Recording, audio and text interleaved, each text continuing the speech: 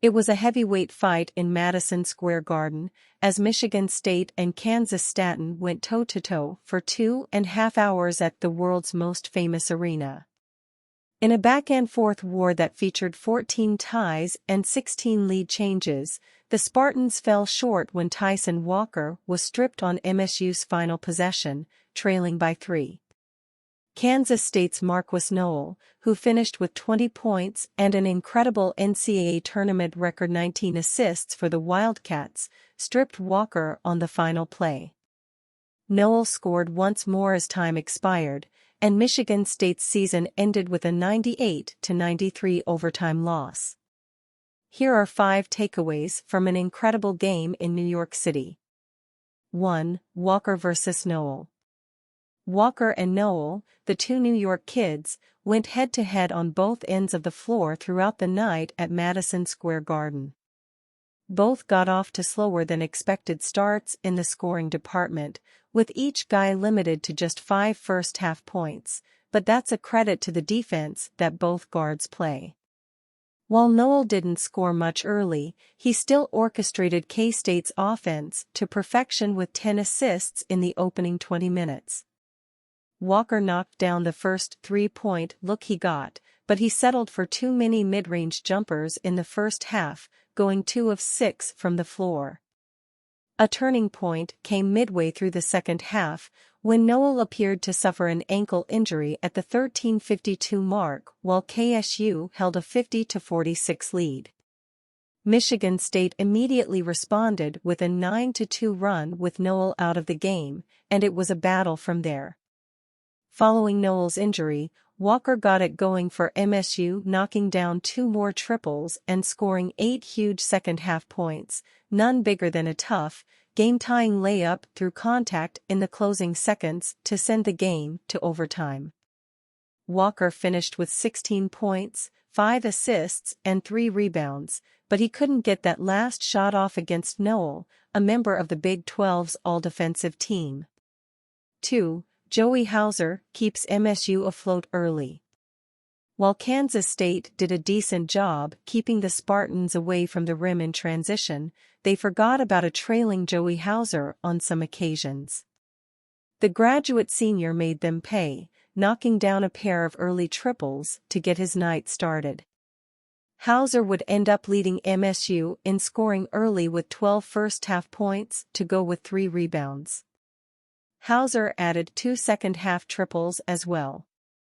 The senior missed 3 consecutive open looks later in the half, which was unfortunate for MSU, but the Spartans could have been buried early without Hauser's hot start. Hauser's turnaround this season as a graduate was both incredible and monumental for Michigan State. It's hard to imagine where the Spartans would have been without his hot shooting throughout the season. If this is indeed the last we see of Hauser in a green and white uniform, he's earned a tip of the cap from the Spartan faithful. 3. A.J. Hoggard takes over in second half. It's been said all year that Michigan State goes as A.J. Hoggard goes. The junior point guard had 7 points and 3 assists in the first half, but took his game to a whole new level in the second frame. Hoggard scored 18 points on 4 of 7 shooting after halftime, while handing out 3 more assists.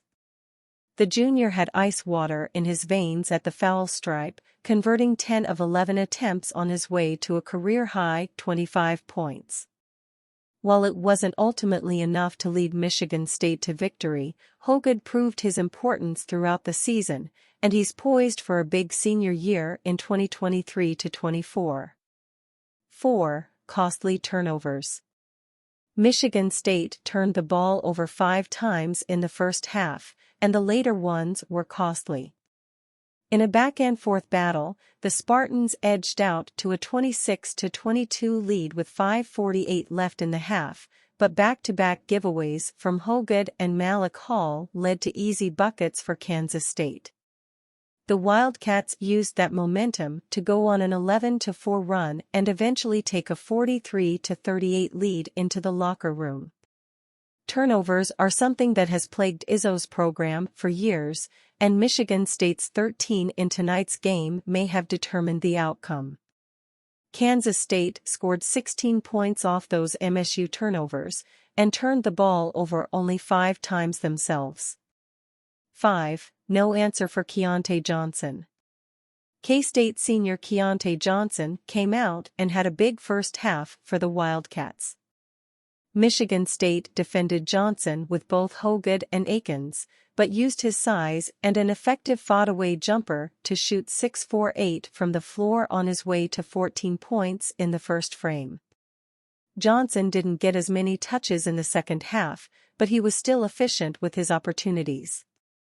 He finished the game with 22 points on 10 of 18 shooting to lead the Wildcats. The duo of Noel and Johnson is perhaps the best two-guard combination left in the tournament. It will be interesting to see how far they can carry Kansas State.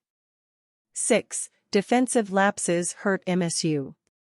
In the first half tonight, Michigan State did not showcase the lockdown defense that got them through the first and second rounds.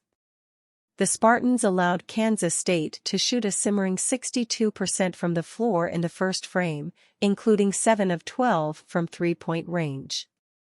The Wildcats cut swaths through Michigan State's half-court defense in particular, as MSU got lost on several back cuts and fell asleep on shooting threats from outside. The Spartans improved in the second half, but not nearly enough. At one point, Kansas State scored on 8 consecutive possessions. Michigan State was dependent on its defense for most of this season, but the Spartans had too many breakdowns tonight to advance to the Elite Eight. 7. Michigan State returns to three-point form.